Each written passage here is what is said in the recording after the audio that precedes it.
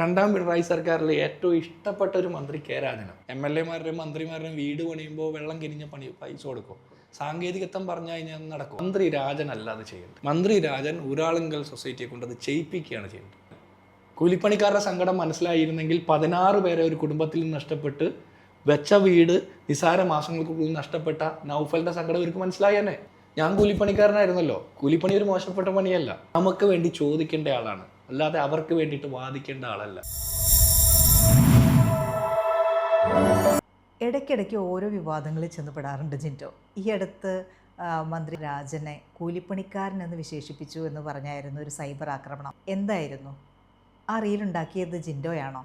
ഞാൻ ഉണ്ടാക്കിയതല്ല, വേറെ ആരൊക്കെയോ ഷെയർ ചെയ്ത് ഞാൻ ഡൗൺലോഡ് ചെയ്ത് ഞാനും ഷെയർ ചെയ്തു. ഞാൻ അപ്പോൾ അയാളെ കൂലിപ്പണിക്കാരൻ എന്ന് വിളിച്ചു. ഞാൻ ഈ മന്ത്രിസഭയിൽ എനിക്ക് ഏറ്റവും ഈ രണ്ടാം പിണറായി സർക്കാരിലെ ഏറ്റവും ഇഷ്ടപ്പെട്ട ഒരു മന്ത്രി കെ രാജനാണ്. പൊതുവെ സാമാന്യബോധത്തോടെ സംസാരിക്കുന്ന ഒരു മന്ത്രിയും നമുക്ക് കുറേ കൂടി താതാത്മ്യപ്പെടാൻ പറ്റുന്ന ഒരു മന്ത്രിയുമാണ്. അദ്ദേഹത്തിൻ്റെ വ്യക്തിപരമായ അദ്ദേഹത്തിൻ്റെ രാഷ്ട്രീയത്തോട് എനിക്ക് വ്യത്യസ്ത അഭിപ്രായമുണ്ട് എങ്കിൽ പോലും പൊതുവേ കുറേ കൂടി ഒരു നല്ല മന്ത്രിയായിരുന്നു റവന്യൂ മന്ത്രി രാജൻ എന്ന് വിചാരിക്കുന്ന ഒരാളാണ്. ചിലപ്പോൾ അദ്ദേഹത്തിൻ്റെ ഒരു നിഷ്കളങ്കത കൊണ്ടായിരിക്കും അദ്ദേഹം പെട്ടെന്ന് പോയി അവിടെ ഇടപെട്ട് ഇതൊക്കെ ചെയ്തെങ്കിൽ. ഞാൻ ഉറച്ചു വിശ്വസിക്കുന്നു മന്ത്രി രാജൻ അല്ല അത് ചെയ്യേണ്ടത്. മന്ത്രി രാജൻ ഊരാളുങ്കൽ സൊസൈറ്റിയെ കൊണ്ട് അത് ചെയ്യിപ്പിക്കുകയാണ് ചെയ്യേണ്ടത്. മനസ്സിലായില്ലേ? ഇപ്പം നമുക്ക് പനിയുണ്ടെന്ന് മനസ്സിലാക്കാൻ, നമുക്ക് ചൂടുണ്ടെന്ന് പരിശോധിക്കാൻ നമ്മൾ എക്സ്പേർട്ട് ആകണ്ട. ഇത് ഏത് തരം പനിയാണെന്ന് അറിയണമെങ്കിൽ ഒരു ഡോക്ടർ വേണം. ഇത് വിള്ളലുണ്ടെന്ന് മനസ്സിലാക്കാനായിട്ട് കണ്ണിന് കാഴ്ചയും സാമാന്യ ബോധവും മതി. അതെങ്ങനെ ഉണ്ടായെന്നും അതെങ്ങനെ മായ്ക്കേണ്ടതെന്നും മന്ത്രിയല്ല പ്രൂവ് ചെയ്യേണ്ടത്, എഞ്ചിനീയർമാരാണ്.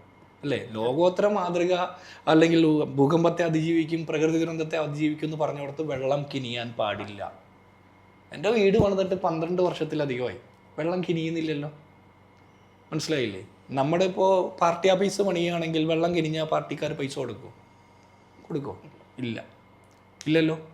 MLA-മാരുടെയും മന്ത്രിമാരുടെയും വീട് പണിയുമ്പോൾ വെള്ളം കിനിഞ്ഞ പൈസ കൊടുക്കുമോ? സാങ്കേതികത്വം പറഞ്ഞു കഴിഞ്ഞാൽ നടക്കുമോ? ഇല്ല.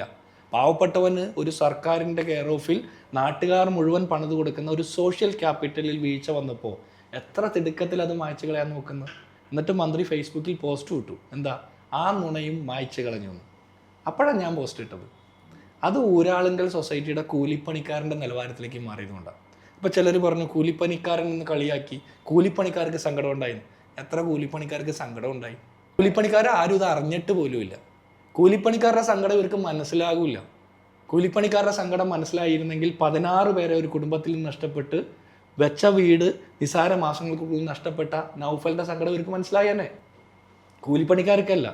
ഞാൻ കൂലിപ്പണിക്കാരനായിരുന്നല്ലോ. കൂലിപ്പണി ഒരു മോശപ്പെട്ട പണിയല്ല. ഈ പറഞ്ഞ വാർക്കപ്പണിയുടെയും ഇതിൻ്റെയൊക്കെ മെക്കാഡ് പണിക്ക് തേപ്പ് പണിയുടെയൊക്കെ ഹെൽപ്പറായിട്ടൊക്കെ പോയിട്ടുള്ള ഒരാളാണ് ഞാൻ.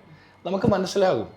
നമുക്ക് കൂലിപ്പണിക്കാരൊരു മോശപ്പെട്ട കൂലിപ്പണി എന്ന് പറഞ്ഞൊരു കാഴ്ചപ്പാടില്ല. എല്ലാത്തിനും കൂലിയുണ്ട്. ചിലർക്ക് കൂടുതൽ കൂലി കിട്ടും, ചിലർക്ക് കുറച്ച് കിട്ടും, ചിലർക്ക് എന്നും കിട്ടും, ചിലർക്ക് മാസത്തിൽ കിട്ടും. ഇതാണ് കൺസെപ്റ്റേ ഉള്ളൂ.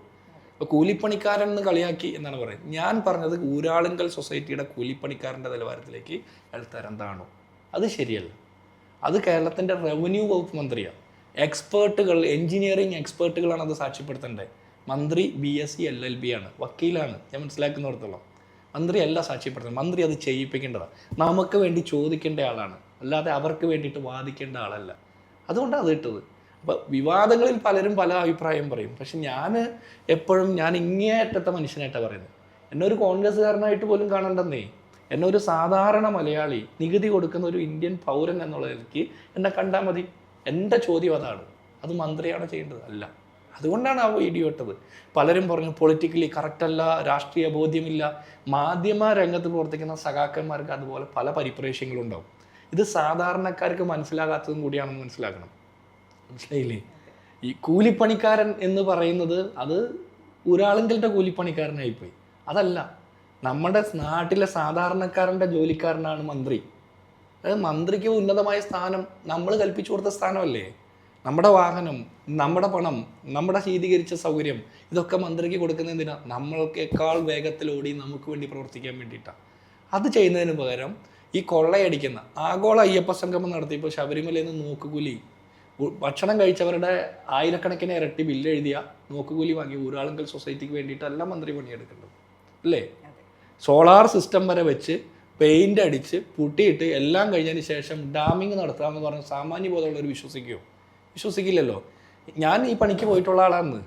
ഒരു വീടിൻ്റെ അവസാന ഘട്ടത്തിൻ്റെ ഭാഗമാണ് പെയിൻറ്റിംഗ് ഒക്കെ. വാർക്കയും അതിൻ്റെ വെള്ളം ചോർച്ചയൊക്കെ നോക്കിയതിന് ശേഷം അല്ലേ പെയിൻറ്റിങ്ങും കഴിഞ്ഞ് താക്കോലും കൊടുത്തതിന് ശേഷം പറയാം ചോർച്ച ഉണ്ടെന്ന് നോക്കിക്കൊണ്ടിരിക്കുകയാണെന്ന്. അതാണ് നമ്മൾ പറഞ്ഞോളൂ, അത് ഇനിയും പറയും.